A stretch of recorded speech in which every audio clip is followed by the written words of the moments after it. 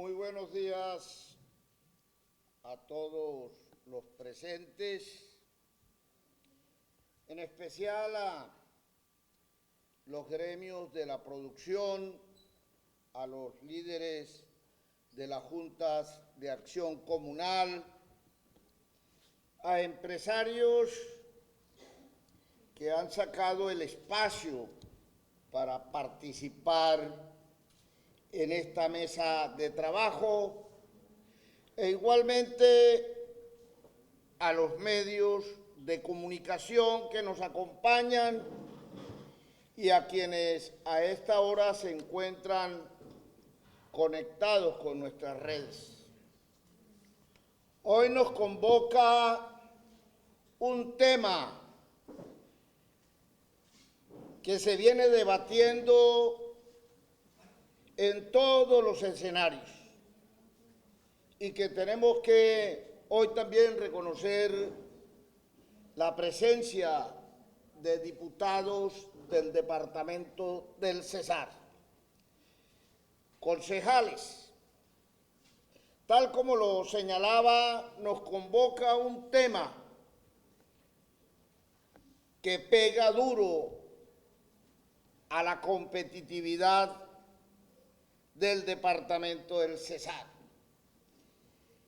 Y debo empezar por el origen de las altas tarifas en la región Caribe y, por supuesto, en Valledupar. Nosotros, como cesarenses, que tenemos el servicio de energía por parte de Afinia, e igualmente en el sur del Cesar, por centrales eléctricas del norte de Santander, empresas que pertenecen a EPM y que hicieron la transición con Electricaribe y centrales eléctricas del norte de Santander. En el año 2020 se expidió la resolución 007, la 010 y la 188, donde se determina por parte de la Comisión de Regulación de Energía y Gas cómo estarían conformadas las tarifas. La base 1 de la tarifa fue cuando se evaluó los activos del entonces Electricaribe, sufriendo una inflación de casi de 6 billones de pesos. La base 2 de la tarifa, la tasa interna de retorno, que pasó a 12.09%, por cada 100 pesos que invierte la empresa se gana 12,09 pesos. La base 3 de la tarifa son el cobro de las pérdidas técnicas y no técnicas de la electrificadora, que han crecido en un 600%, y eso no es culpa de los usuarios de la energía eléctrica, sino la incapacidad e ineficiencia de la empresa. La base 4 de la tarifa es el aumento del 100% para la contribución a la Superintendencia de Servicios Públicos, que pasó del 1% al 2%. La base 5 de la tarifa ordenaron pagar a la DIAN el 17.5% del impuesto a la renta, y a nosotros, los usuarios, nos cobran el 33%. La base 6 de la tarifa, cobrar por anticipado plan de inversiones futuras. Afinia debe invertir 10 billones de pesos en 10 años. Aires, en el resto de la costa caribe, debe invertir 9 billones en 10 años.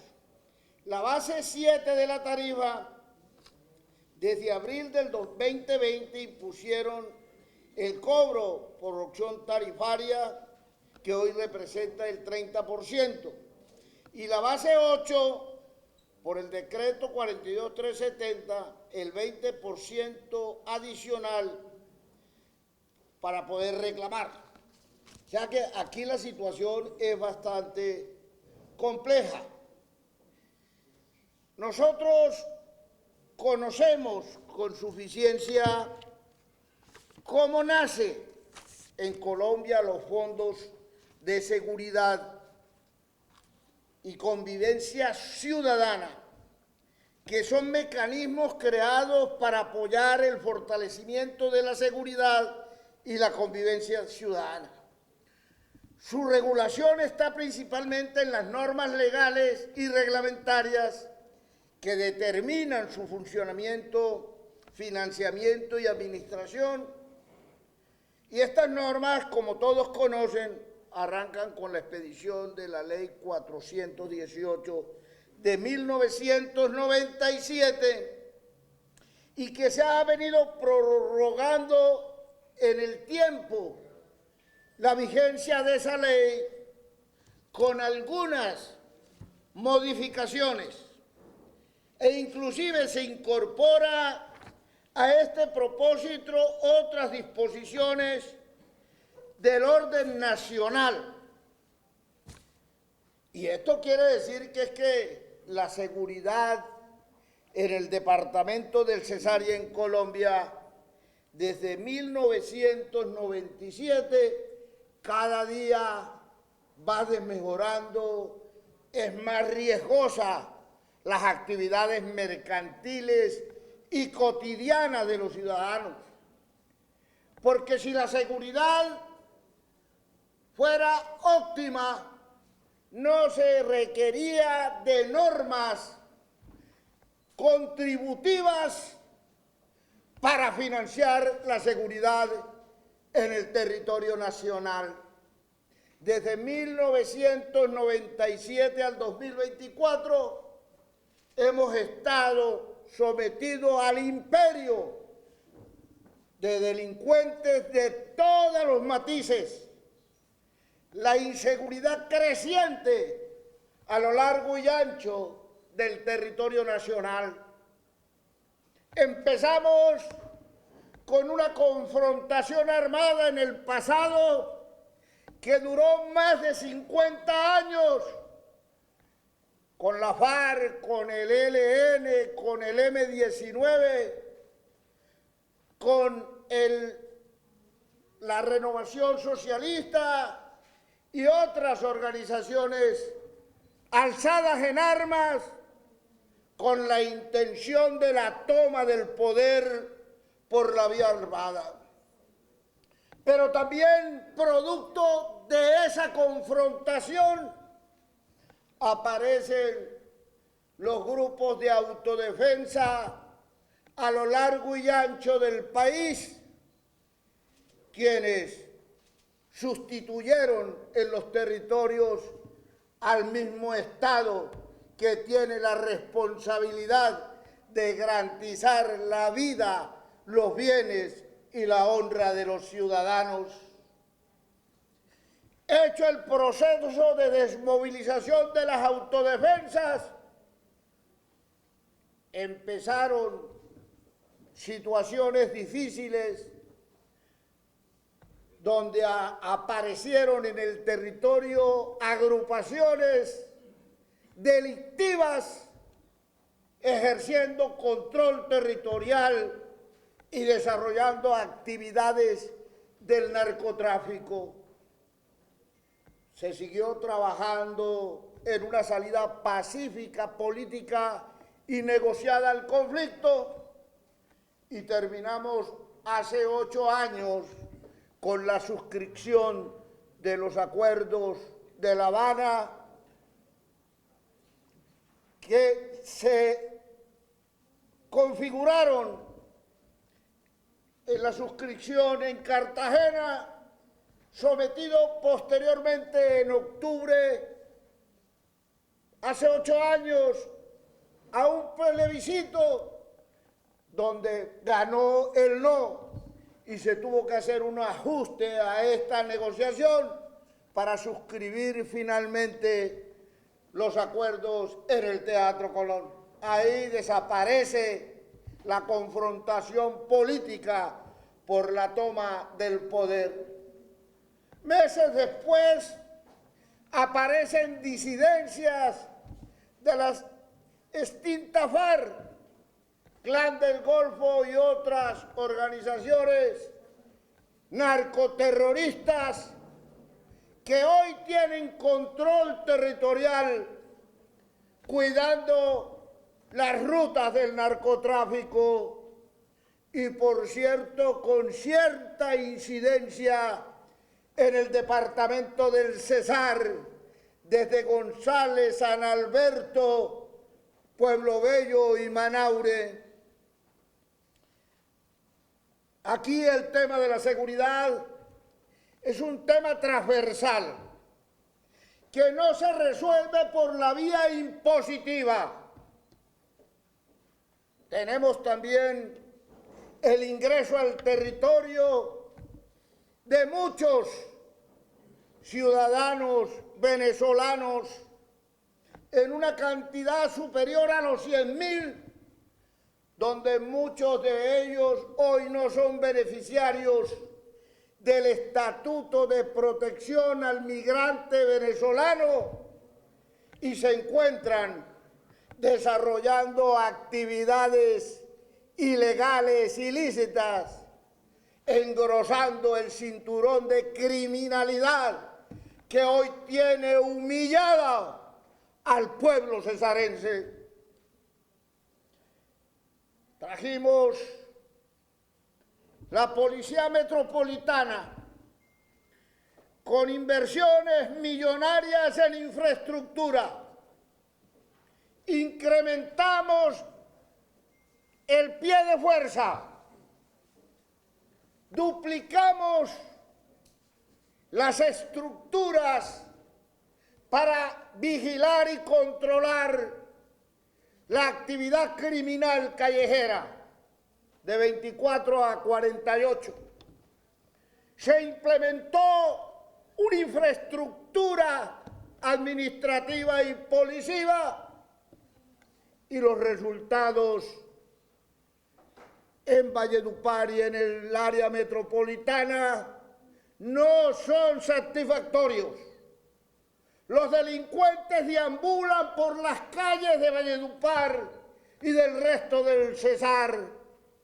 Estamos aterrorizados de la soledad en que nos encontramos enfrentando la criminalidad. Eso no lo podemos tapar con la mano porque estamos dentro de las ciudades con mayor afectación en la seguridad, pero esto obedece a que no existe un plan de seguridad que acaba de terminar en Valledupar, afortunadamente con el trabajo del general Bonilla, la implementación de una Secretaría de Seguridad que pueda ayudar en esta tarea difícil que tiene el alcalde de Valledupar. Y hay que hablar con los gremios, y hay que hablar con los empresarios, y hay que hablar con las universidades, y hay que hablar con el ciudadano de a pie en las 6 comunas. Frente a esta situación, el gobierno departamental presenta a consideración de la Asamblea del Cesar un proyecto de ordenanza para adoptar la imposición de una tasa especial destinada a financiar el Fondo Cuenta Territorial de Seguridad FONSET. Y revisaba yo anoche con algún detenimiento el proyecto de ordenanza y aquí hay 2 consideraciones que espero sean suficientes para que el gobierno departamental tome la decisión acertada de retirar de la Asamblea del Cesar este proyecto de ordenanza que hoy encuentra movilizando a los ciudadanos del Cesar. Y hay dos condiciones para la objeción que estamos planteando en este escenario. No es un escenario político, no es un escenario de confrontación ni de odios. Este es un escenario académico, especialmente en lo jurídico y en lo económico, que vamos a desglosar minuciosamente. El despacho de la Gobernación hace la justificación del proyecto y aquí me voy a referir inicialmente a la inconstitucionalidad e ilegalidad del proyecto.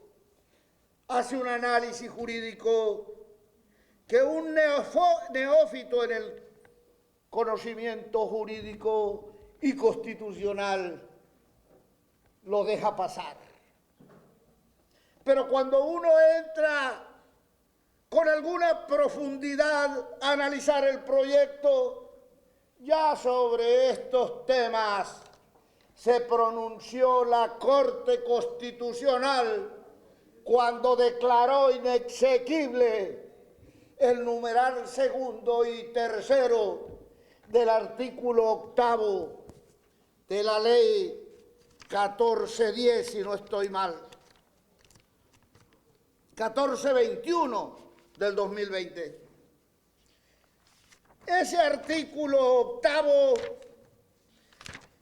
lo revisó la Corte Constitucional señalando con claridad que en épocas de guerra solo podría instituciones diferentes al Congreso de la República tomar decisiones frente al tema tributario. En épocas de paz, solo el Congreso de la República determinará el objeto pasivo, el sujeto activo y las tarifas respectivas. Razón por la cual, en una decisión sabia de la Corte Constitucional, y párenle bolas a esto, dijo: declárese la inexequibilidad del artículo octavo en sus numerales segundo y tercero, y se le dará al Congreso de la República 2 legislaturas para que revise e implemente el tema. Al menos que quienes trabajaron en la sustentación de este proyecto de ley consideren que estamos en una guerra declarada, donde no estaríamos obligados a esperar los pronunciamientos del Congreso de la República. Rápidamente, el Congreso de la República expidió la ley 2272 del 2022 y se pronunció en su artículo 12, cumplimiento de la sentencia C-101 del 2022, que declaró inexequible los numerales 2 y 3 del artículo octavo de la ley a la que he hecho referencia. En cumplimiento de la sentencia C-101 del 2022, proferido por la Corte Constitucional sobre el inciso 2 del artículo octavo y tercero del parágrafo del artículo octavo de la ley 1421 de 2010, se determina que los entes territoriales, escuchen, que a la fecha de entrada en vigencia de la presente ley estén recaudando el tributo creado con fundamento en el artículo 8º de la Ley 1421 del 2010, cuyos hechos generador sea en caso de los departamentos la suscripción a un servicio público domiciliario o de los municipios, los bienes raíces sujetos al impuesto predial podrán continuar cobrando con base a las condiciones definidas en sus ordenanzas o acuerdos. ¿Qué quiso decir el legislador al expedir la ley 2272 del 2022 en su artículo 12? Quienes lo venían cobrando en vigencia del artículo 8º de la ley señalada como 1421 del 2010. Ese pronunciamiento de la Corte Constitucional jamás autorizó a las asambleas y consejos de crear nuevas sobretasas porque se requiere una ley especial.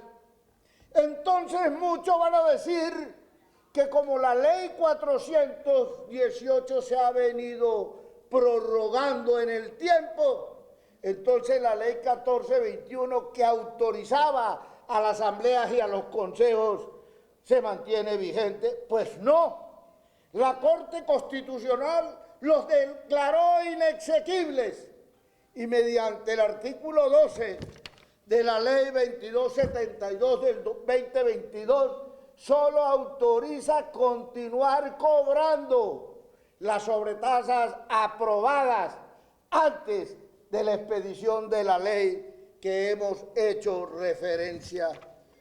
Interesante el análisis jurídico que se hace en esta ordenanza, pero uno puede sustentar jurídica y constitucionalmente acorde a los intereses, pasando por alto el principio de legalidad en los temas tributarios. Este análisis y sustentación del proyecto de ordenanza de la sobretasa especial está hoy para segundo debate en la Asamblea del Departamento del Cesar. Y si examinamos el proyecto, carece de fundamento constitucional en la parte impositiva y desobedece el mandato de la Corte Constitucional.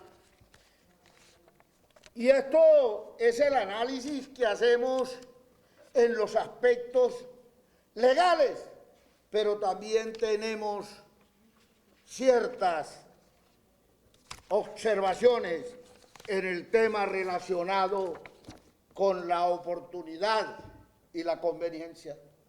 Esta ordenanza es inconveniente para la competitividad del departamento del Cesar. Hoy el Cesar ocupa el deshonroso puesto número 20 en los indicadores de competitividad. Y toda la costa caribe colombiana. Hoy el Cesar es objeto de una revisión económica general en sus 25 municipios. Viene la transición energética justa que ha propuesto el gobierno nacional y líderes universales. No vamos a entrar en este escenario a hacer el cuestionamiento si estamos de acuerdo o no frente a no más carbón. Lo que es cierto es que estamos perdiendo el 40% del Producto Interno Bruto del departamento con el cierre de minas. Estamos incrementando la informalidad que hoy supera el 80% en el departamento del Cesar y el desempleo por encima de la media nacional en un 12%. Pero también se le ha propuesto al departamento del Cesar una reconversión laboral ¿Y esto sería hacia dónde? Pues por supuesto que al sector agropecuario con agroindustria, por supuesto que al sector comercio, a las universidades, la educación, la salud, para lograr equilibrar nuestro Producto Interno Bruto y que estas nuevas apuestas que no están listas, ni siquiera hemos dado los primeros pasos en la diversificación productiva y la reconversión laboral en el departamento. Este es un departamento de pobres. El 60% está en la pobreza monetaria y más del 21% en la pobreza monetaria extrema. Pero aquí hay que mirar algo que le planteaba a algunos amigos. La sobretasa tiene una destinación específica. Más vehículos, más cámaras, más puestos de policía y todo lo que tiene que ver con la seguridad, y no le apuesta a la pérdida de empleo por el agobio que tienen que soportar los empresarios que pagan impuestos y generan empleo por un mayor costo agregado a su producción y a la transformación. Entonces, la transición hacia el campo del Cesar sería muy costoso. Ahí tenemos un pare en lo que se denomina agroindustria. La agroindustria necesita energía. El campo para sus riegos necesita energía. Para la transformación de sus productos necesita energía.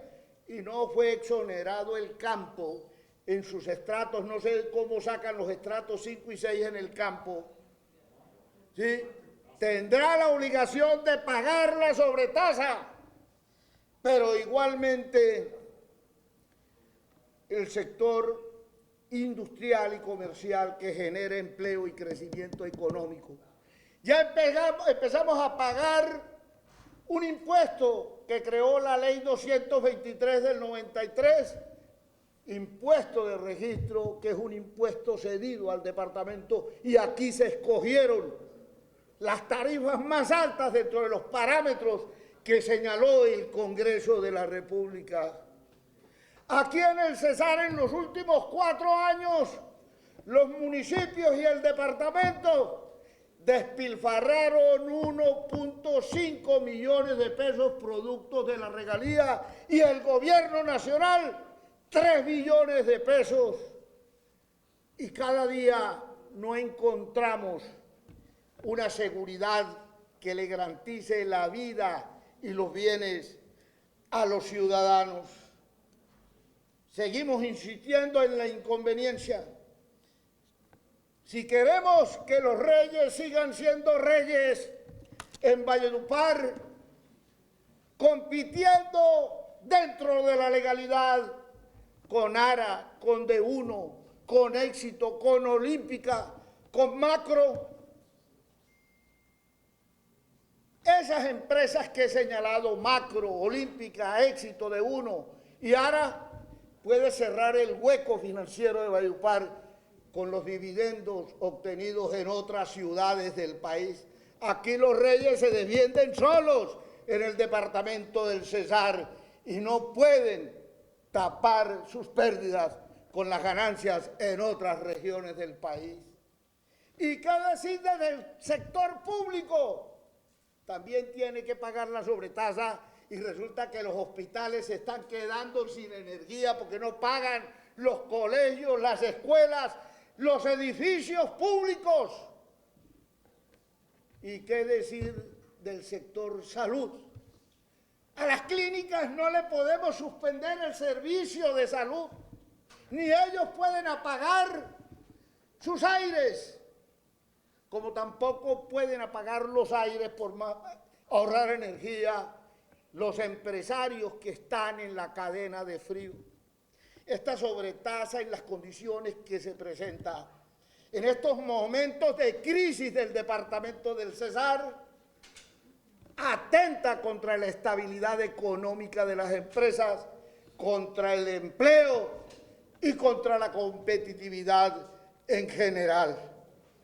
Hay un llamado a que se reflexione sobre la legalidad y constitucionalidad del proyecto de ordenanza.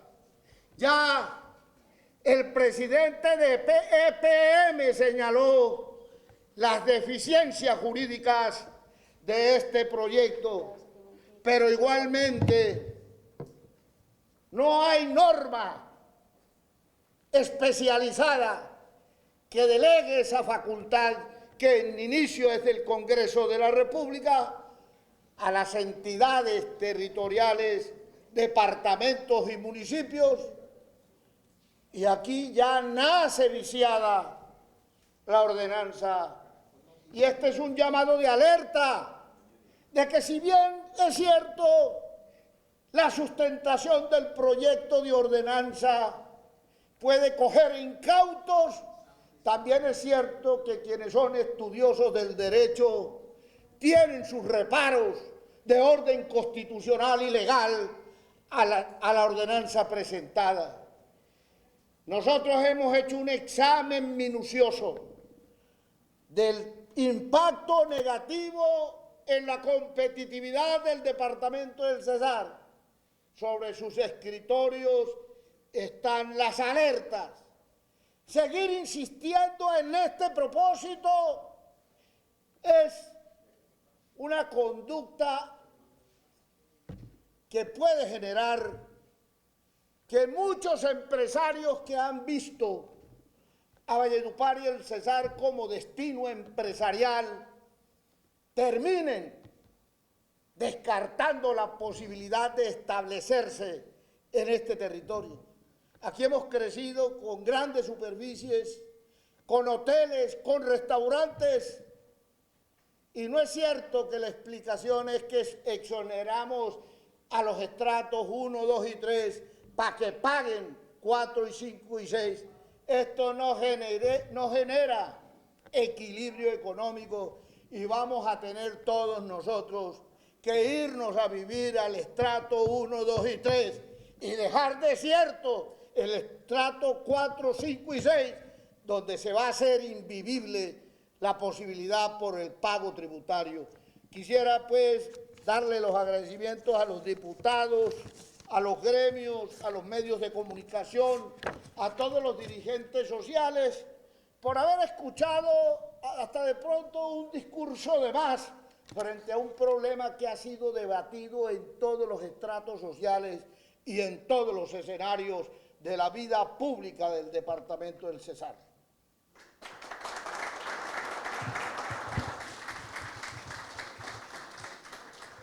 Muchas gracias al presidente ejecutivo de la Cámara de Comercio de Valledupar, el doctor José Luis Hurón Márquez, por su disertación en este tema interesante.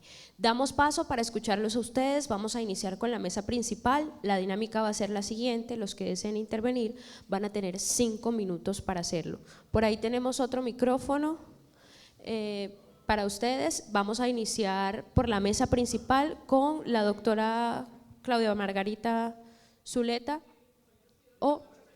Perfecto. Iniciamos, por favor, nombre y cargo. Muy buenos días. Es un placer para mí estar hoy aquí. Se asemeja mucho a un recinto de la democracia en estos momentos. Por eso le doy las gracias a Dios de permitirme estar aquí, saludar a todos los presentes. Voy a obviar los saludos protocolarios, porque tenemos sesión y por eso estábamos haciéndole seña al doctor Hurón, que uno se embeleza escuchándolo. Pero hay que partir aclarando algo. En reuniones que hemos tenido con los diferentes representantes de los gremios, lo que nos han comunicado y me quedó en la memoria es que ellos creían, algunos, que los ponentes éramos quienes habíamos formulado este proyecto de ordenanza. Y no hay cosa más distante a la realidad que eso. Esto es un proyecto que es hijo del gobierno departamental. No es de la asamblea del departamento del Cesar ni de los ponentes. Y en ese sentido quiero aclarar en primera medida esto. Pero también quiero decirles a cada uno de ustedes que ser diputado declarado de gobierno requiere también unas responsabilidades. Y es que yo voté por ese gobierno. Lo que me toca hacer es mediar y hacerlo entender en el error que puede caer. Y he estado en las dos caras de la moneda. Cuando fui concejal, fui de oposición y tenía otra forma de pensar y de actuar. Ahora soy de gobierno, pero lo importante, la esencia no cambia. ¿Y cuál es esa esencia? La gente, ustedes, nosotros, todos, el Cesar, nuestros gremios, nuestros comerciantes, nuestras industrias, todos, esa es la esencia. Independientemente si estamos de un lado o del otro, de oposición o de gobierno. ¿Y por qué aclaro esto? Porque sí que ha sido un trabajo arduo desde que llegó a nuestras manos, Miguel Ángel, este proyecto de ordenanza. Porque desde que llegó, y Claudia y el doctor Suárez también lo saben, hace un mes aproximadamente a nuestras manos, ese proyecto de ordenanza ha quedado dormido. Y les voy a decir por qué ha quedado dormido. Porque delegaron, por ustedes no, por todos los cesarenses, por los intereses de todos los cesarenses, y en eso quiero quedar claro. Porque son 48 horas entre un debate y el otro. Pudiésemos haberlo aprobado en 2 días y no lo hicimos. Espéreme que voy a hablar y estoy interviniendo. Ahora tendrá su oportunidad de hablar. Pero también quiero que me escuchen y sepan la realidad de las cosas. Aquí se pudo aprobar ese proyecto de ordenanza en 2 días y no lo hemos hecho porque hemos estado estudiando minuciosamente este proyecto de ordenanza. Y también quiero decirles hoy, así como está el proyecto y lo hemos venido socializando con los gremios, por responsabilidad de nosotros no va a ser. Y así como está ese proyecto de ordenanza no va a pasar como está. Por no decir que lo vamos a hundir.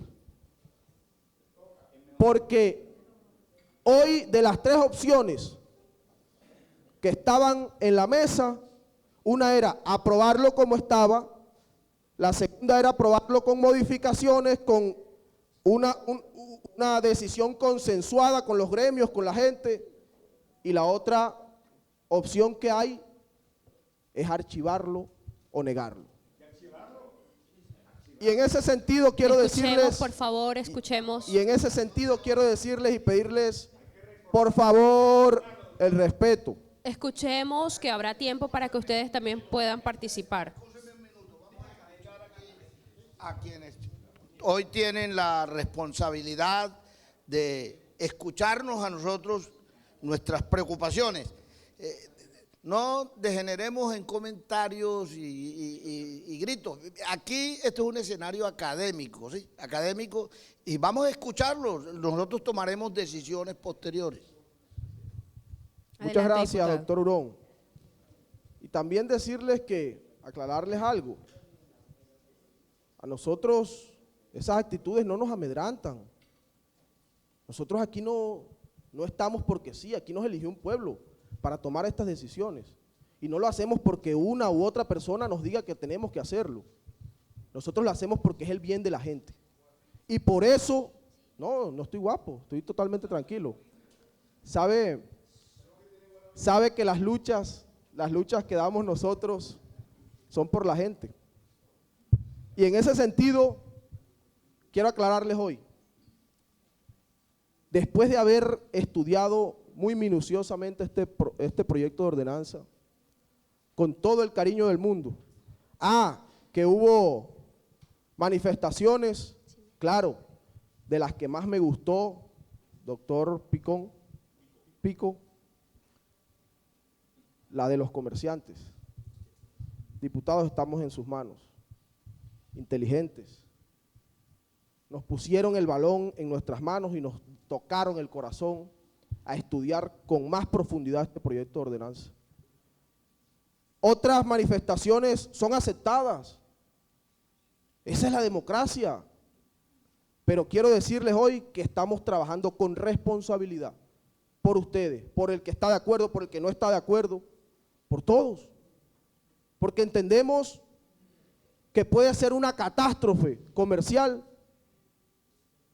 esta tasa de seguridad, así como está. Porque también hay que, y con esto termino, debemos reflexionar sobre la seguridad en el departamento del Cesar. Es que pasamos de vivir inseguros a no querer pagar un impuesto. Que la solución no era esa, estamos de acuerdo, pero el bandido no puede llevarse el mensaje de que no estamos dispuestos a luchar contra ellos. Y en eso pueden ser opositores al gobierno, de gobierno, de lo que sea. Ya termino. Yo creo que la seguridad es un problema que tenemos todos y la construimos entre todos. Para finalizar, ya quiero decirles, si es por los ponentes que en esto estamos de acuerdo, primero, si no es con ustedes, no hay una decisión tomada. Y segundo, hoy, así como está el proyecto, no va. Muchas gracias. Muchas gracias, diputado Jorge Pana. Doctor Aristides, ¿había alzado la mano?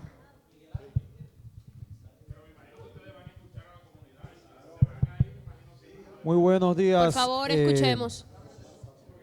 Darle gracias a Dios por la oportunidad de estar aquí. Por favor, escuchemos, por favor. Darle buenos días a todos.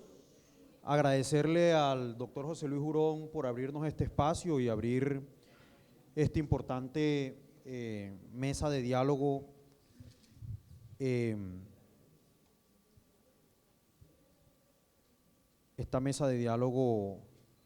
en pro pues, de este proyecto. Saludar.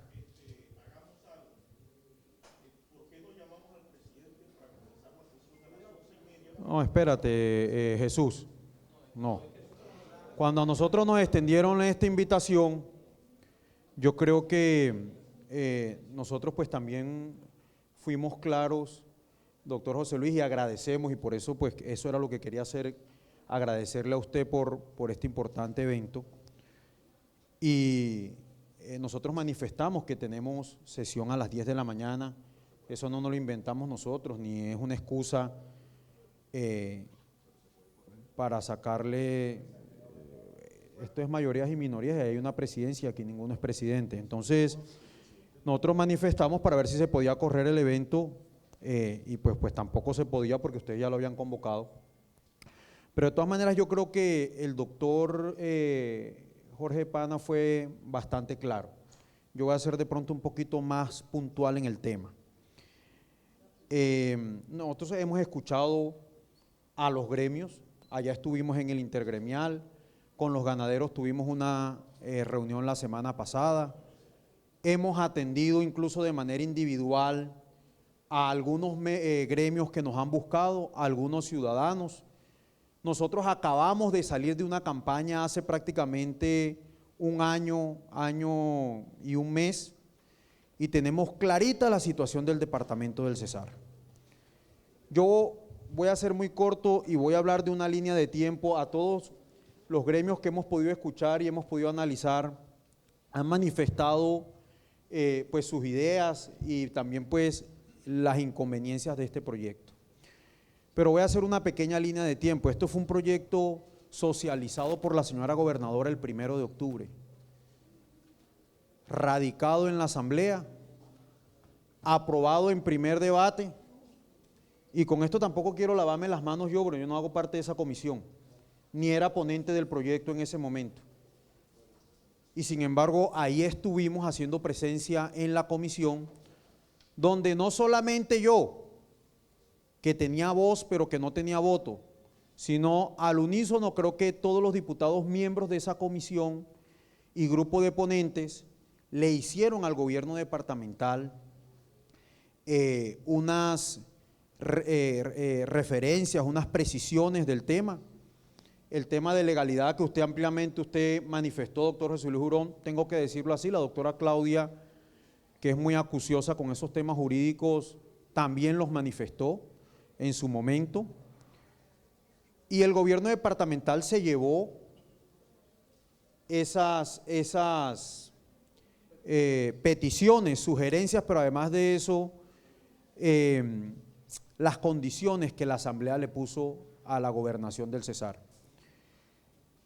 Posterior a eso, día 20-25 de octubre, nombran ponentes para segundo debate. En ese momento me nombran a mí como uno de los 3 ponentes. Y lo que hemos hecho nosotros de manera responsable, como lo hemos hecho con todos los ponentes, con todos los proyectos donde hemos tenido responsabilidad alguna, es de pedirle información, de hacer sugerencias.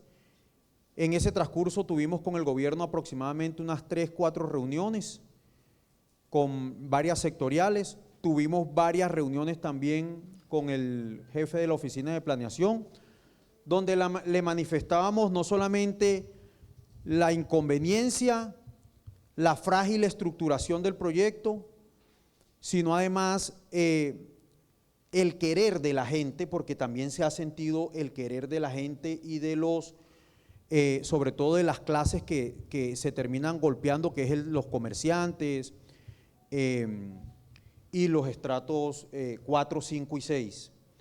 En una de las reuniones nos manifestaron de que la modificación que le iban a hacer al proyecto era excluir al estrato 4, porque pues como la gran masa está en el 1, 2, 3, entonces se excluía el 4. En esa misma reunión manifestamos nosotros que diputado. Eso no era la solución del proyecto, y en ese transcurrir nos hemos quedado esperando una nueva reestructuración del proyecto por parte del gobierno departamental. Hoy estamos a 25 de noviembre, prácticamente estamos cerrando sesiones ordinarias el día sábado 30, es decir que a esto le quedan 5 días. Con todos los gremios que nos hemos reunido y todos aquellos que nos han buscado, les hemos dicho que claro que nos importa la seguridad, que claro que se necesitan recursos para poder enfrentar a la delincuencia, pero que por la seguridad sí, pero no así. El doctor Pana acaba de manifestar algo, yo creo que voy a ser un poquito más amplio. A esto le quedan 2 caminos, y es o nosotros como ponentes radicar ponencia negativa el día de mañana, o que el gobierno departamental pida el archivo, que es quien tiene en su cabeza pedir el archivo del proyecto. Archivo que tendrá que ser votado en la asamblea del departamento del Cesar, porque así lo dice el reglamento. O sea, este proyecto no tiene otro camino. ¿Por qué? Porque el proyecto no ha cambiado, porque no le han modificado lo que nosotros incluso habíamos manifestado, y porque yo creo que es de amplio conocimiento las posiciones que los gremios, sobre todo los gremios y comerciantes del departamento del Cesar y parte de la comunidad ha venido manifestando. Por las razones que manifestó el doctor José Luis Hurón, por las razones que muchos han manifestado, que prácticamente son las mismas que nosotros también le hemos venido manifestando al gobierno por otros canales. Entonces, yo la verdad sí que me excuso porque estamos citados para las 10 de la mañana y hoy pues tenemos elección de mesa directiva. Y pues yo tendría pues que partir, me quedaría a escuchar 2 o 3 intervenciones más, no sé si la diputada Claudia y el diputado Jesús Suárez pues quieran también hacer una manifestación, pero en pocas palabras lo que les quiero manifestar es que ese proyecto hoy prácticamente está moribundo, y que mañana, además de eso quiero adicionar, el día de mañana está convocada por parte de la Asamblea una socialización, una sesión donde pues se va a invitar o se invitó a los gremios para que hicieran presencia, y creo que pues que el presidente también de la corporación, que es quien como cara de la corporación ha salido a poner la cara en los medios de comunicación, también lo ha manifestado. Nosotros en la Asamblea, en unísono, no estamos dispuestos a aprobar un proyecto de esta magnitud que vaya en contra de los intereses de la gente. Muchas gracias a todos. Muchas gracias, diputado.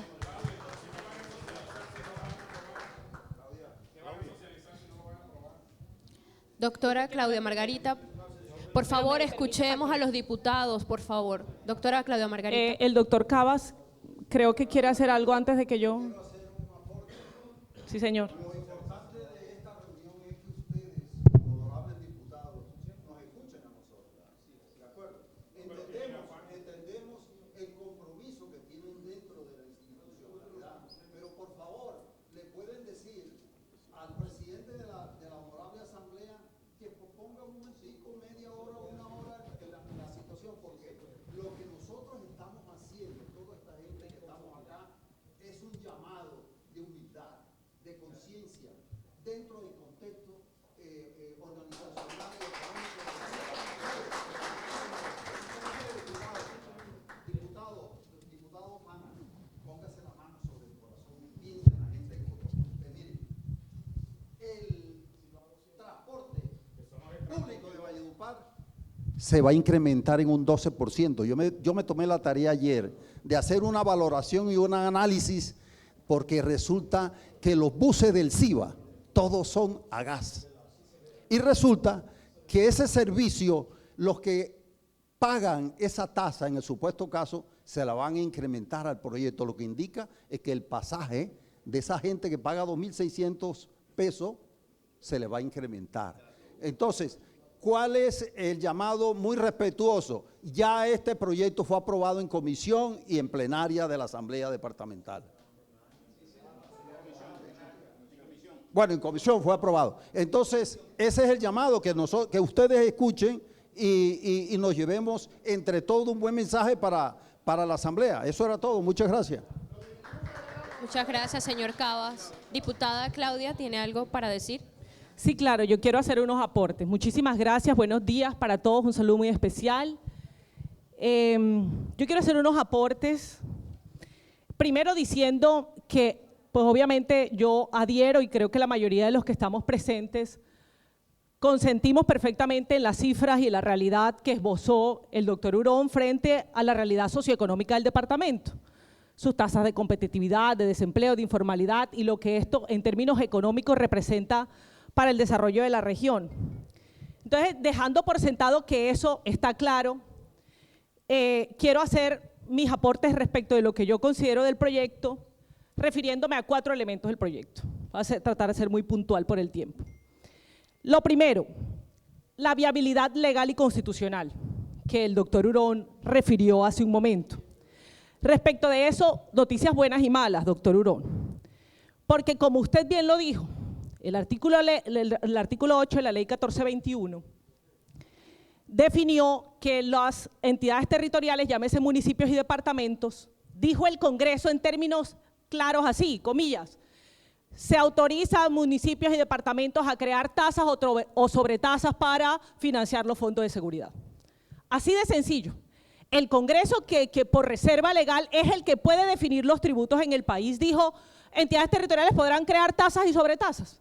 Y no definió en la ley cuáles serían los hechos generadores, cómo se calcularía la tarifa, quiénes serían los sujetos pasivos, quiénes la pagan, cómo la pagan. El Congreso no dijo nada. Y como no dijo nada, lo que hacía la ley era delegar esa función en las entidades territoriales. Obviamente la ley recibió demandas de inconstitucionalidad y la Corte Constitucional dijo, tienen razón los demandantes, el Congreso no puede delegar su facultad, esa reserva legal no le puede dar a las entidades territoriales la facultad de regular estas cosas, por lo tanto es inconstitucional el artículo, como usted bien lo dijo, pero le dio al Congreso 2 años para que corrigiera. En el entretanto, permitió que las entidades territoriales que ya lo habían creado en virtud de ese artículo lo siguieran cobrando. Posteriormente, usted también mencionó la ley, en el 2022, sale la ley 2272, en la que el Congreso se propuso resolver el problema, es decir, atender lo que la Corte Constitucional había dicho. Pero el Congreso de la República hizo algo terrible, doctor. Sacó un artículo en esa ley 2272, específicamente el artículo 12, y dijo lo siguiente el Congreso: en cumplimiento de la sentencia C-101 que declaró la inconstitucionalidad del artículo 8, a través de esta ley dispongo que las entidades territoriales que ya habían creado por acuerdo o por ordenanza este tributo, lo pueden seguir cobrando, dijo el Congreso, estableciendo como hechos generadores, estableció el hecho generador, estableciendo como hechos generadores 2 hechos generadores: la tarifa del servicio de energía o el impuesto predial. Eso fue lo que dijo el Congreso. Entonces, dejó abierta la puerta, o sea, trató de corregir un error, en mi parecer, con un error peor. Porque lo que hizo fue validar el error anterior, es decir, permitió que fueran las entidades territoriales que ya habían creado por acuerdo o por ordenanza los hechos generadores. Lo que hizo fue que se los legitimó o se los legalizó con ese artículo. Y dijo, pueden cobrarlo con esos 2 hechos, o en el servicio de energía o en el predial. Esa ley también recibió demandas de inconstitucionalidad. Porque los demandantes dijeron, oiga, Corte Constitucional, ¿usted cómo va a permitir que se legitime este problema? Lo que estamos diciendo es que en virtud del principio de justicia tributaria, debe ser el Congreso que defina las características del tributo para que todas las entidades territoriales hagan lo mismo. Porque pasa lo que está pasando. En el Valle del Cauca ponen la tarifa en el 1% y en el Cesar la quieren poner en el 10%. Y eso es tributariamente injusto para un país que es centralista. Pues si fuéramos federados, pues cada federación hace lo que quiere. Pero un Estado central unitario no puede ser que aquí paguemos un impuesto predial más caro que allá, etcétera. Pero además, dijo el demandante, pero además aquí cometes otra injusticia. Y es que el Congreso faculta a que las entidades territoriales que ya lo crearon, lo sigan haciendo, pero las que no lo han creado no lo podrán hacer. Porque el artículo dijo, los que ya lo crearon.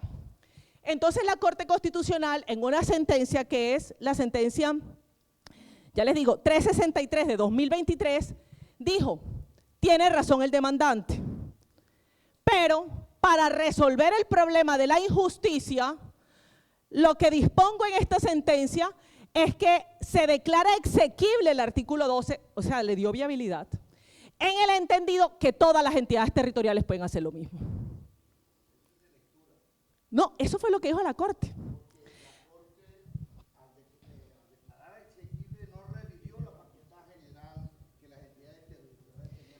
No, doctor, existe una ley, la ley es demandada, la Corte Constitucional debió declarar la inexequibilidad del artículo, pero lo declaró exequible en materia condicionada. Es decir, en la medida que se entienda que este artículo aplica para todas las entidades territoriales, es legítimo. Entonces, cuando ya hay una demanda de constitucionalidad, ahora nosotros podemos tener reparos, pero tendremos que presentar otras demandas para volver a hacer pronunciar a la Corte al respecto.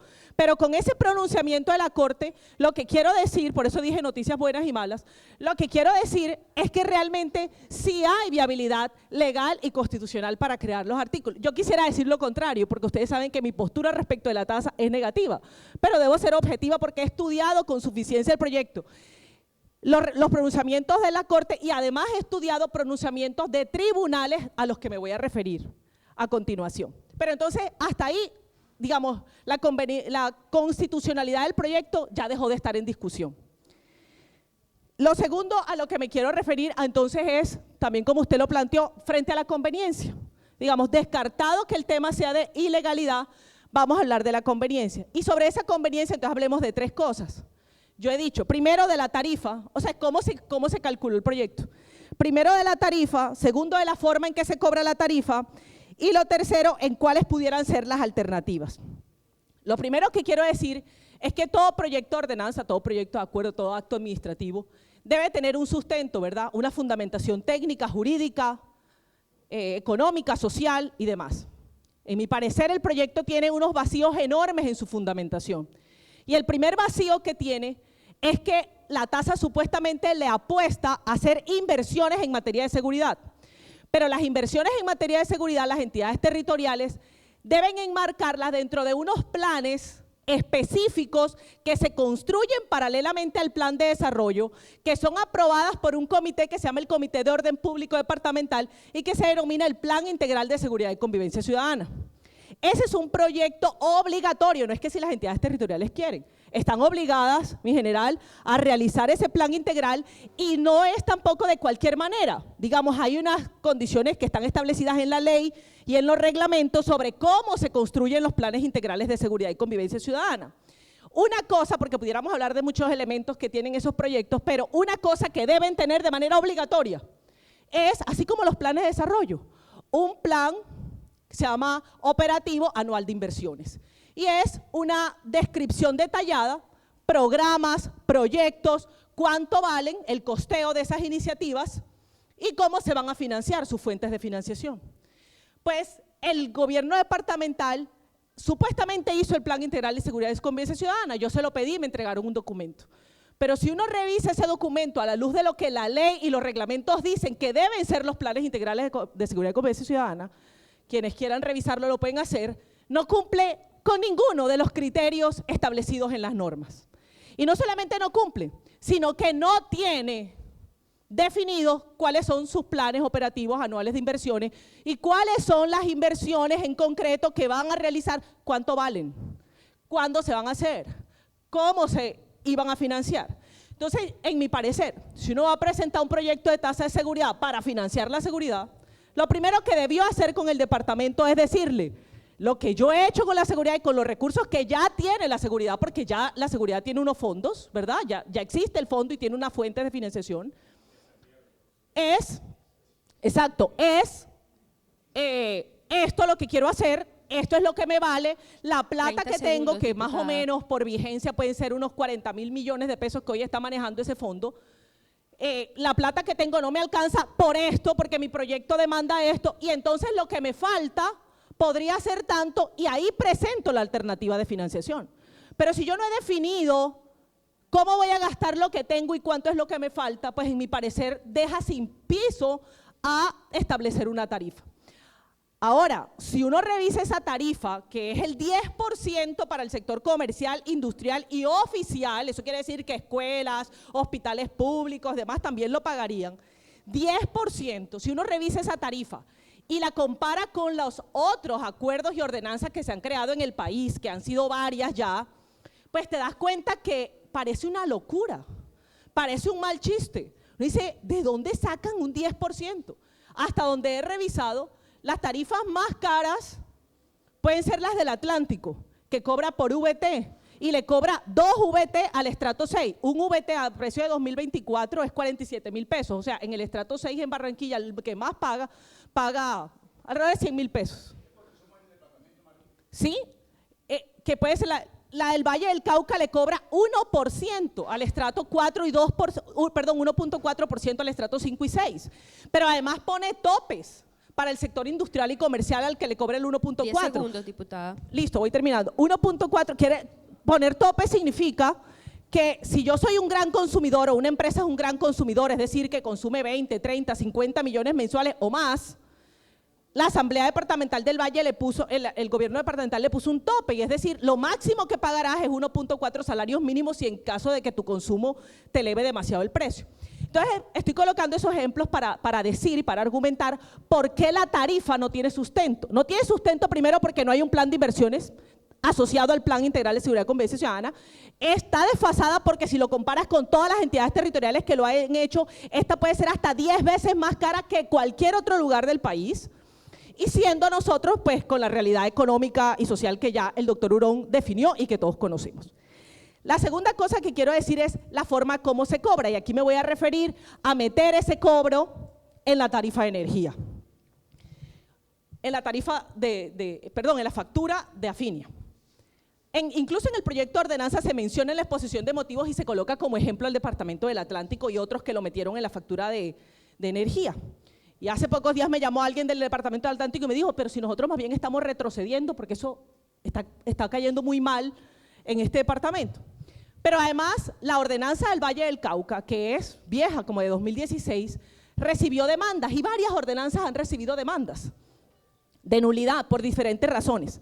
Me quiero referir a la demanda que se hizo sobre la ordenanza 426 del Valle del Cauca, porque el Tribunal Administrativo del Valle del Cauca, doctor, declaró la nulidad parcial de esa ordenanza porque, dijo el tribunal, meter el cobro en la factura y obligar al contribuyente a pagarla junto con el consumo de energía es ilegal. Eso contraviene la ley 142, que regula materia de servicios públicos, y sus decretos reglamentarios. Y obligó al Valle del Cauca, cosa que ya hizo, aquí tengo el decreto, cosa que el Valle del Cauca ya hizo, obligó al departamento a decir, usted ya creó la tasa y pues legalmente está bien, dijo el tribunal, pero le obligó a que lo saque de la tarifa de energía, de la factura.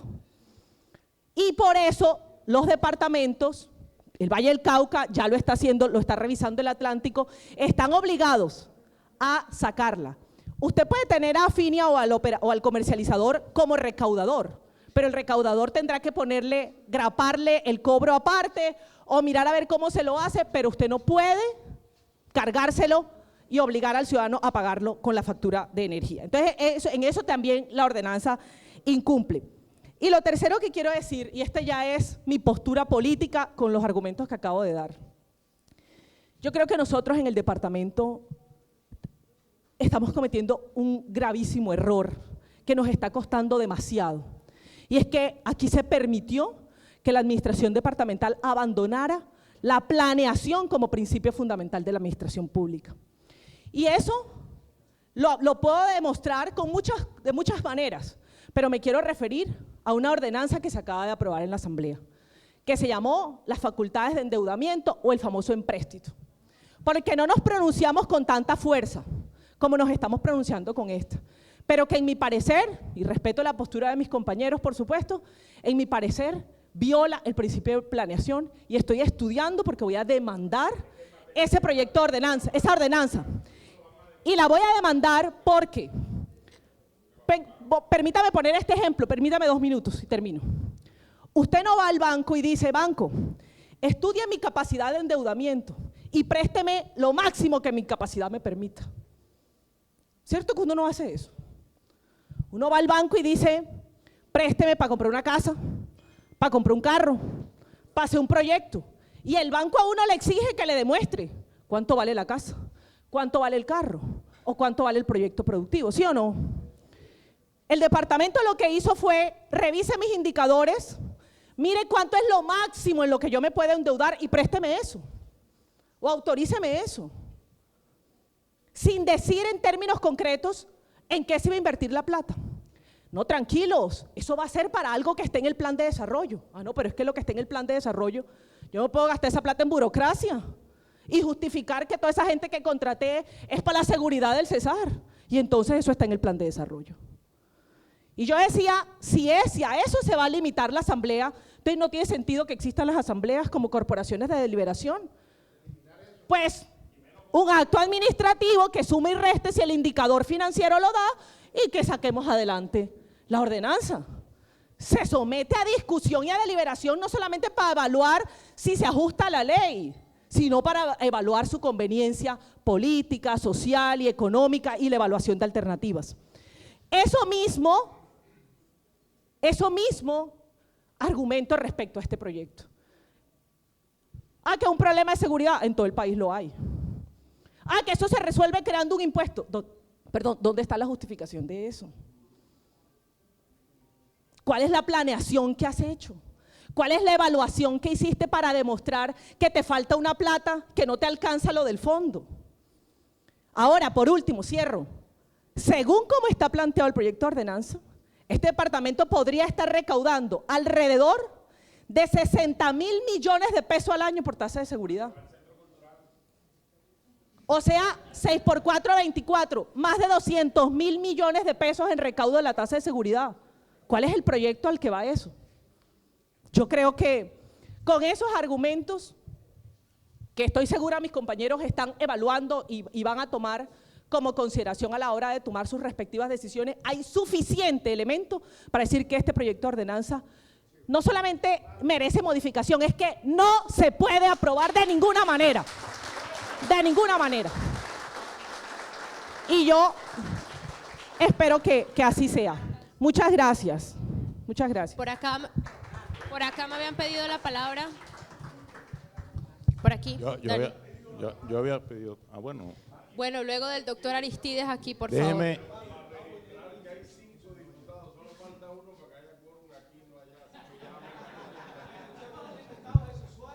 Entonces le cedemos la palabra al doctor. Que salgamos nosotros. Claro que sí. Bueno, lo escuchamos, diputado. Silencio, por favor. Muy bueno. Sí, señor, en eso yo soy puntual. Bueno, un saludo especial a todos ustedes. Complacido de estar aquí, doctor Hurón, en donde siempre se han dado las grandes discusiones sobre los problemas del departamento del Cesar. Mi aporte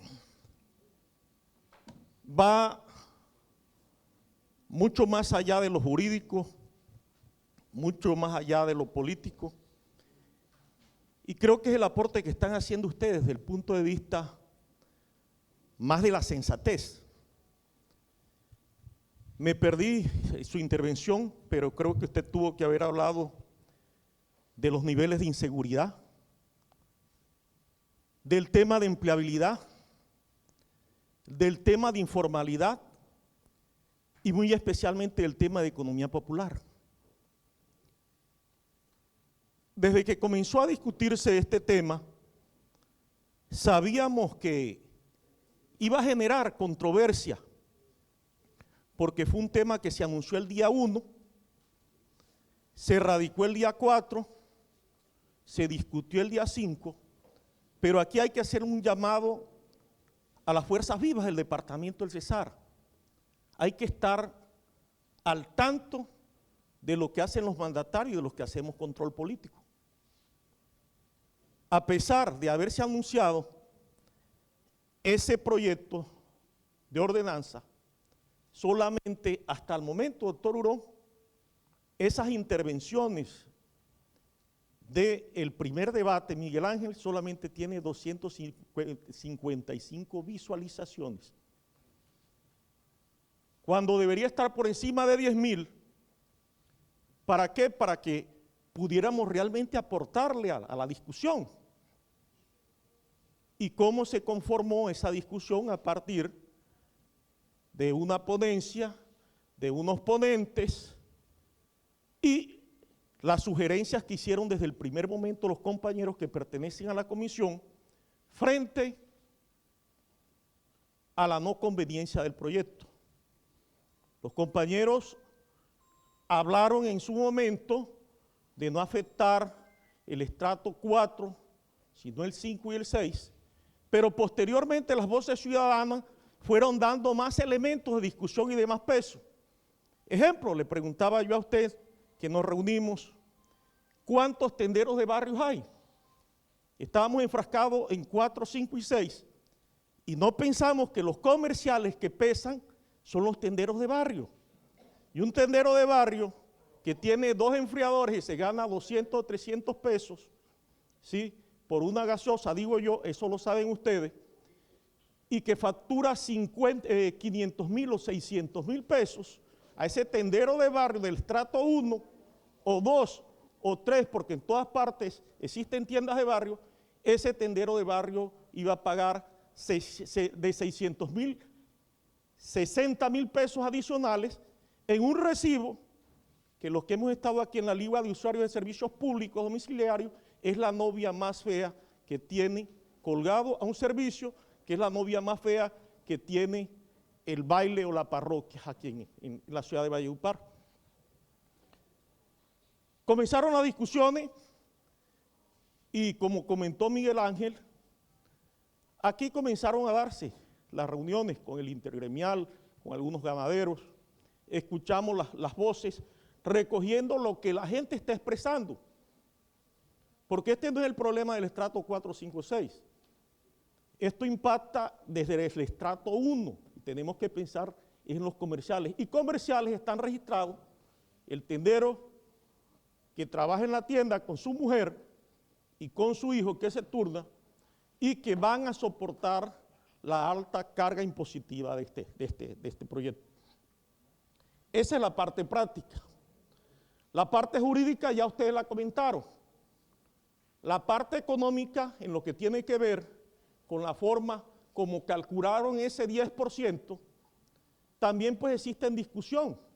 Ustedes han podido ver lo que está sucediendo en Antioquia, en donde no es un nuevo impuesto, es la modificación de una ordenanza. Y a pesar de que es una modificación de una ordenanza, cuando comenzamos a estudiar esto, el día 4, cuando comenzaron las voces, nos dimos cuenta que aún modificando esta ordenanza, el estrato 4, 5 y 6 solamente iban a pagar 13.000, 24.000 y 43.000 pesos. De manera práctica, aquí en Valledupar, el que está en estrato 4 paga 800.000, tendría que pagar 80.000 más. El que está en estrato 5 paga en promedio 1 millón, tendría que pagar 100.000 pesos más. Y el que está en estrato 6 paga 1.500.000 y tendría que pagar 150.000 pesos más.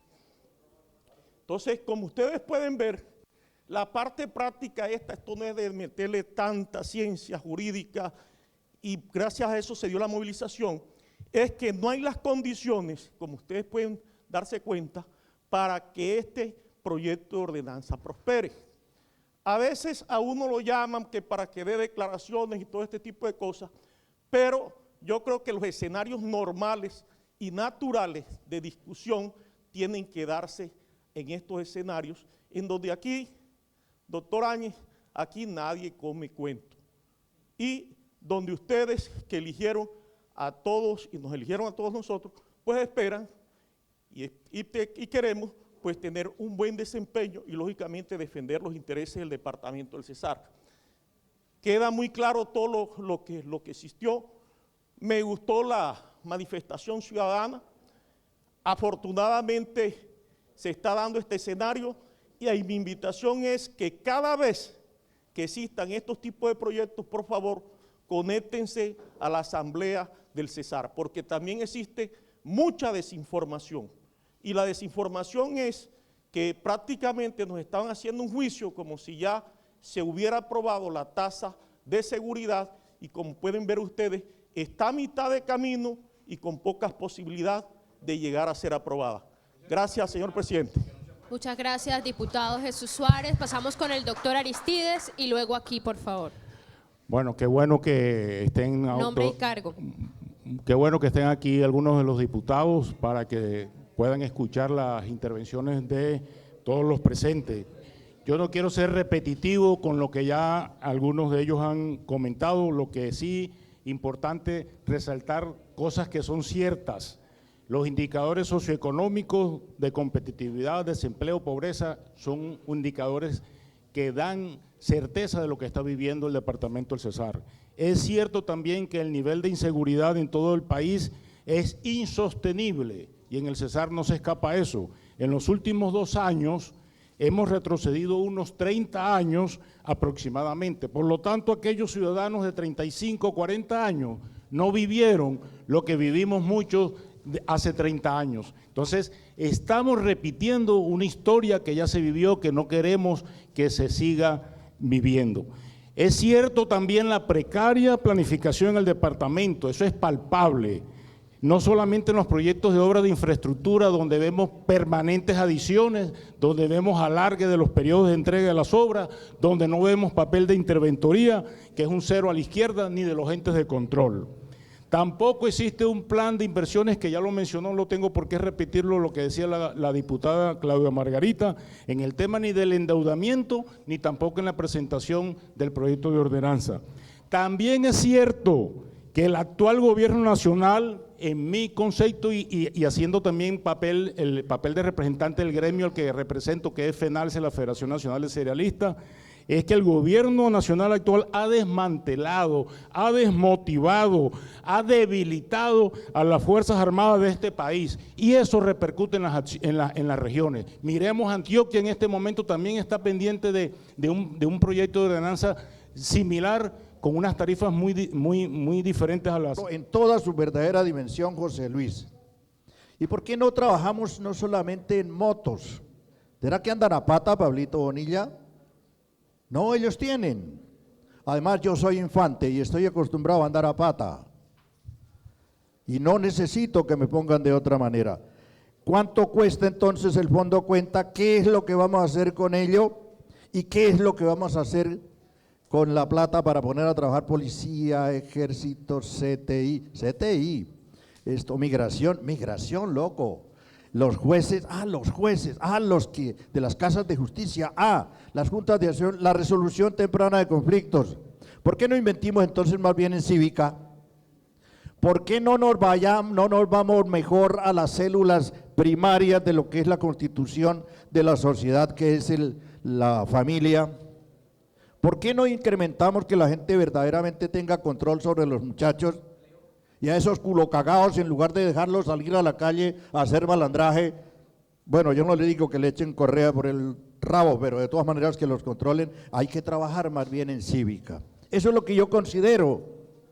Pero es mejor incrementar, como les decía hace un rato, los recaudos vía, entre otras cosas, el hecho generador, Claudia, para poder recaudar esa platica, que no es poca cosa. El hecho generador es el consumo de energía. ¿Quién diablos asocia consumo de energía con seguridad? ¿Quién? ¿Y quién ha dicho que a mayor consumo de energía hay más rentabilidad? Vaya, pregúntele eso a alguien que fabrique helados. Vaya, pregúntele a un distribuidor de productos de consumo masivo, especialmente fríos. Vaya, pregúntele a alguien, y aún mucho más es que pretende el proyecto gravar también al que genera. Y entonces, ¿para qué COP 16 o 27 o 30? ¿Para qué protocolos de París? ¿Para qué? Si alguien quiere meterse en el tema de generar energía para buscar de una manera diferente a la hidrotermo y geoeléctrica y eoeléctrica, también será castigado, y eso es castigado, porque todo lo que pase por el contador bidireccional será grabado. Eso es altamente ineficiente, pero también es altamente injusto, tremendamente injusto. Por último, este proyecto, amigos míos, elegidos por mí, yo no voté 5 veces, por alguno de ustedes voté, pero esta gente que está aquí y la que está detrás mío, la que me copia, la que me cree, la que me hace caso, la que va y, bueno, antes se votaba así, ahora es con una papeleta, la que va y coloca el voto me hace caso a mí. Usted está en mis manos y yo veré, parce. Muchas gracias. Por allá tenemos a un líder del sector agropecuario, Dani, luego el señor Milton Cotamo y luego allá. Nombre, por favor. Con los buenos días, Aldemar Palmera. Doctor Hurón, agradecerle que una vez más atiende el clamor del sector productivo para hacer este tipo de eventos. Y con los saludos a todos los presentes, quiero expresar, iniciando esta reunión, la posición del Comité Agropecuario del Cesar Coagropec, que también la expresamos en el Consejo Municipal de Valledupar, de rechazar el impuesto a la seguridad o la tasa de la seguridad que quiere cobrar la administración departamental. ¿Y por qué planteo primero lo del Consejo Municipal? Porque uno de los reparos más grandes que quiero hacer es que este tipo de reuniones, antes de montar este tipo de impuestos, ese tipo de tasa, lo que debió hacer la Asamblea Departamental es reunirse con el sector productivo, socializar y auscultar con ellos cuál sería su opinión sobre un nuevo impuesto, sobre una nueva colaboración que el sector productivo le quiera hacer a la seguridad del departamento del Cesar. Y hoy estamos invitados para mañana, pero no es una invitación voluntaria que hace la Asamblea del Departamento del Cesar, es presionada por la expresión de los sectores populares, del comercio y el sector productivo. Entonces el llamado que le hacemos, doctor, es que no es que nosotros tenemos que estar pendientes de la página de la Asamblea Departamental, yo se la devuelvo, es que la administración departamental y los diputados estén pendientes del sector productivo. consulten con el sector productivo, consulten con la gente los impactos de las medidas que ustedes van a tomar. Sí, ¿por qué ahora sí nos escuchan y por qué no generaron un espacio anterior a esto para que nos escuchen? ¿Ya? Eso es lo que debe hacer la administración departamental. Entonces, nosotros desde hace más de un mes hemos planteado nuestro rechazo a esa tasa impositiva, además de un sector que es de los más sometidos a la delincuencia en el departamento del Cesar, que es el sector agropecuario. Lo dijimos en el Consejo Municipal y lo decimos nuevamente hoy. Aquí vuelve todo lo que se presentaba hace 15 años en el sector agropecuario, de delincuencia para el sector rural, se está presentando hoy en el departamento del Cesar. Y eso hay que decirlo aquí. ¿Ya? Se está volviendo a ver lo que nunca se veía o que no se veía hace 10 años en el departamento del Cesar. Y hoy en día los principales afectados de eso es el sector agropecuario del departamento del Cesar. Y le hacemos un llamado, señores diputados. En la reunión que el doctor Pana y el doctor González estuvo con nosotros en Coagropec, lo que le planteamos es, primero, que archiven el proyecto. Y segundo, generen unas mesas para que concertadamente con el sector productivo miren las alternativas, y que también hicimos énfasis en que aquí no estamos de acuerdo con ninguna clase de tasa a ningún estrato socioeconómico de Valledupar y el departamento del Cesar. Entonces quiero terminar con los agradecimientos, doctor Hurón, pero con un rechazo rotundo de parte de Coagropec a una nueva tasa, a un nuevo impuesto en el departamento del Cesar. Muchas gracias. Por aquí tenemos una opinión corta, luego el señor Milton Contamo y luego allá el señor. Es un segundito nada más. Agradecerle a los diputados la presencia, que era importante que nos escucharan. Agradecerle al doctor Hurón el interés que le puso a que hiciéramos esta mesa de trabajo. Yo creo que aquí, diputados, no hay otra alternativa, sino archivar ese proyecto de ordenanza. Muchas gracias. Claudia. Te escuchaba atentamente en la postura legal y constitucional. Hay tela que cortar ahí. En segundo, que la sobretasa la cobre Afinia. Una agente generador de violencia en el departamento es el que va a cobrar la sobretasa.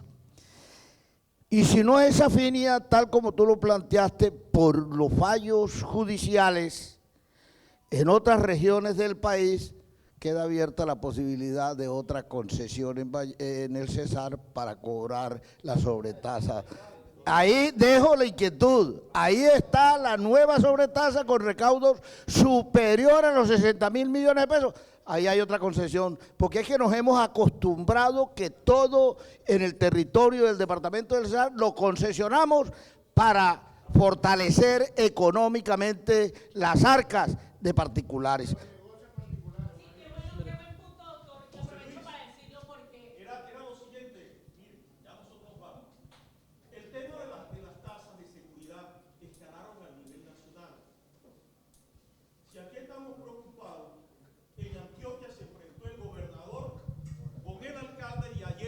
Presidente, si estamos en busca de soluciones, señor presidente, inviértale más plata a la seguridad de las regiones. Respecto a lo que acaba de decir el doctor Hurón, que olvidé decir eso y tiene toda la razón. En esa revisión de ordenanzas que hice, también la mayoría de ellas tienen un artículo a través del cual se define cómo se administran los recursos, cosa que este proyecto no tiene. Es decir, que al no tenerlo puede terminar en una concesión, como lo han hecho departamentos, ¿sí? Otros departamentos han creado, en cambio, una herramienta, digamos, se va a facturar con el servicio de energía, incluso con tope, cuánto se le va a pagar al recaudador, porque si no, eso también se puede volver un negocio para otros. Entonces, digamos, la ordenanza adolece de todas las condiciones que la habilitarían a ser técnicamente viable. Por eso insisto, y ha sido mi postura desde el día 1, desde el día de la socialización, que el proyecto debe archivarse. Yo quiero solicitarles a todos de la manera más respetuosa que por favor nos acompañen también, así como lo han hecho de manera vigorosa frente a este proyecto, frente a otros que son igualmente lesivos a los intereses del departamento. Insisto en hablar de un empréstito que dejó al departamento del Cesar con casi 700.000 millones de pesos de deuda cuando tiene un presupuesto de 936.000 millones de pesos. Eso casi que deja amarradas las manos de futuras administraciones y no solamente eso, sino que se ha endeudado sin saber para qué. Ahora, yo me imagino, deduzco, que ellos tienen que tener claro para qué es. Para que no nos los han dicho, no nos los han dicho. Pero lo grave de eso es que en los pasillos y en los corredores se dice que uno de los proyectos que tiene en mente el gobierno para financiar con ese proyecto de endeudamiento es uno que le llaman la Avenida del Río. Y yo sí creo, doctor Hurón, y a todas las expresiones sociales y cívicas y políticas que están en este recinto, que eso también tiene que someterse a discusión en un escenario como estos. Porque ese proyecto de Avenida del Río ya lo hemos consultado con muchos expertos, como la Sociedad de Ingenieros, de Arquitectos, contradice, mi general, para que lleve este mensaje al alcalde de Valledupar, el plan de ordenamiento territorial de la ciudad. Y así como se han hecho intervenciones previamente que contradicen el plan y no ha pasado nada, esa podría ser tremendamente dañina porque se está metiendo con una zona que ha sido pensada en el ordenamiento territorial como reserva ambiental y de protección del río Guatapurí. Y si no lo creemos, miren lo que pasó ahorita con la inundación del río, con las fuertes lluvias que hicieron el desbordamiento del río. Entonces quiero dejar también esa inquietud. O sea, la solicitud es más acompañamiento a las iniciativas con labores como esta. Muchas gracias. Señor Milton y todos Cotamo, invitados el día de mañana. Gracias.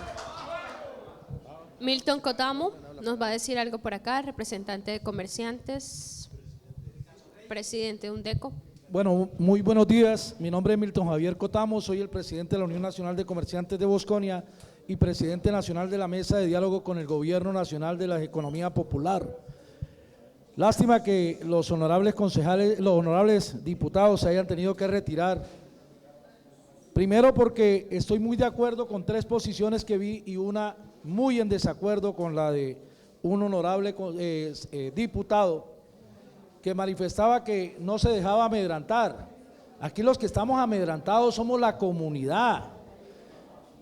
Y le digo nuestro punto como representantes de los pequeños comerciantes: no estamos de acuerdo con un tributo más. No podemos aceptar un tributo más. Es que el gran problema que hay hoy, doctor Hurón, es que nuestros amigos, los que usted llamaba generadores también de violencia en el departamento de Afinia, no pueden ver que alguien está haciendo una estera en una esquina porque de una vez vienen y cachiplín comercial. Esté en el estrato 0, 1, 2, 3, en el estrato que sea. Entonces esos pequeños comerciantes también se van a ver afectados con este tributo. ¿Y cuál es el fin del tributo? Mejorar la seguridad. Y si cerramos la inversión y si acabamos con la competitividad y si acabamos con el comercio, lo que vamos a generar es mayor violencia, mayor delincuencia.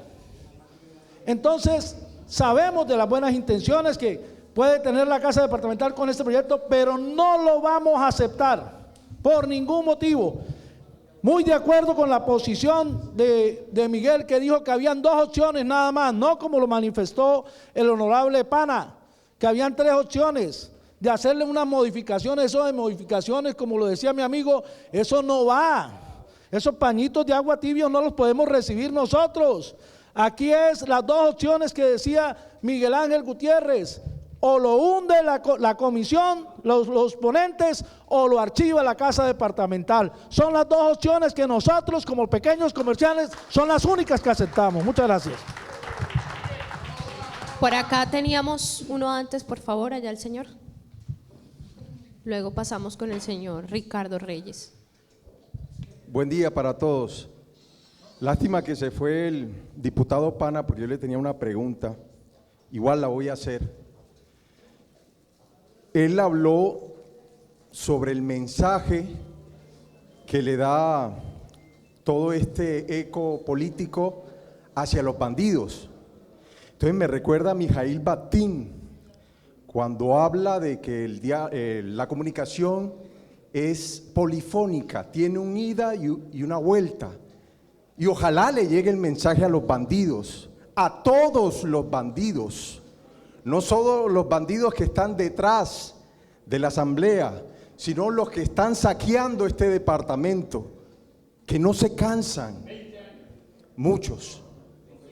Entonces, ojalá que este mensaje les llegue para que aprendan algo de honestidad, aprendan a planificar y se den cuenta que la sociedad civil no come vidrio y que todos estamos cansados del ejercicio político a que nos vienen, entre comillas, mal acostumbrando. Nosotros como sociedad no estamos en UCI, necesitamos nuevos tipos de liderazgos. Y yo me pregunto también, ¿qué pasa con ustedes, señores gremios y comerciantes, que aportan dinero a campañas de los que luego le hacen el harakiri a los sectores productivos? Pillen bien, como decía Cantinflas, cuál es la jugada, porque ustedes hicieron aportes que son legales, que están dentro de la democracia, a muchas de esas campañas. ¿A quiénes responden los diputados?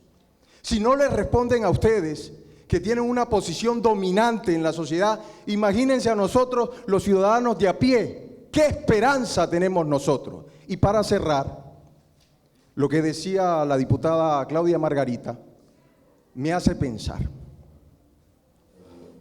Si es tan urgente la seguridad y tienen un plan y tienen una planificación como todo lo que hace la Honorable Asamblea y la Gobernación, en el empréstito que acabaron de aprobar, ¿cuántos recursos están destinados para el rubro de seguridad si es tan importante y prioritaria? ¿Cuánto? Queremos saber, ¿cuánto? Porque si no están destinando ni un peso, es porque no es importante. Gracias.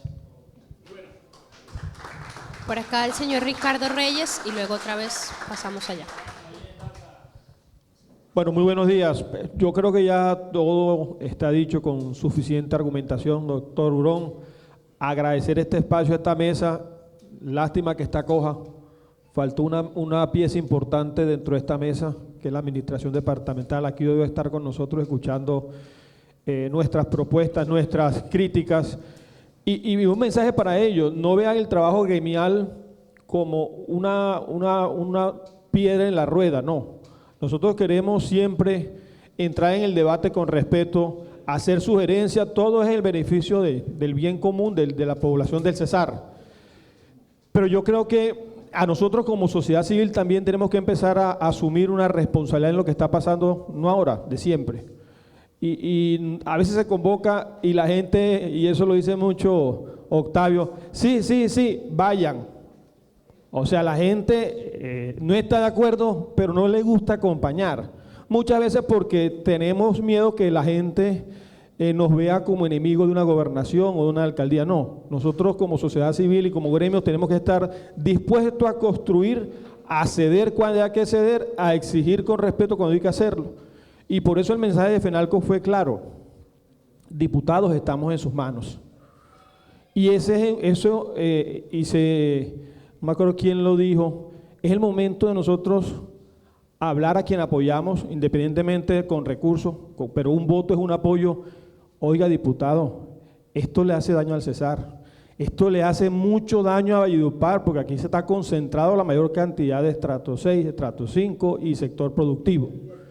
Entonces, pues ya se fueron los actores principales. Creo que es necesario, importante que como sociedad civil asistamos mañana, generando mucho respeto, dando ideas, proponiendo cosas, criticando cuando hay que criticar con respeto, que ojalá, estamos esperando que nos acompañen sectores productivos para que ellos vean la realidad, porque un 10% en una factura de estrato 5 o 6 es hasta manejable. Pero un 10% en una empresa que produce en base, o tenía, o sea, como herramienta fundamental la energía, eso es una cruz muy difícil de llevar.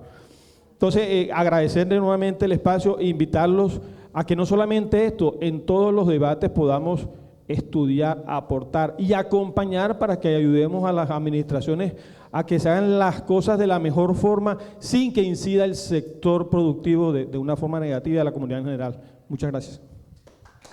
Por allá alguien nos va a decir algo, luego el señor de al lado, por favor. Allá, Dani, ¿quién tiene la mano alzada? Allá, es. Señores, un saludo cordial para todos. Mi nombre es José Luis Peralta Pacheco. Escuchemos la última intervención para cerrar, por favor. Por favor, les agradezco, me escuchen. Soy representante de víctimas del conflicto armado y entendemos que hay un problema de seguridad en el departamento del Cesar, pero aunque no estoy de acuerdo con esta propuesta, también quiero plantear soluciones porque es real. Mi general Bonilla, silencio, que en el sur del Cesar, lo que es Pelaya, Pailita, los campesinos, ustedes saben, la mayoría de las víctimas somos del sector rural, ya prácticamente hay un control territorial por parte de los grupos. Doctor José Luis, de la mesa hacia arriba no se puede andar. La fuerza pública, la policía, de la mesa hacia arriba no sube.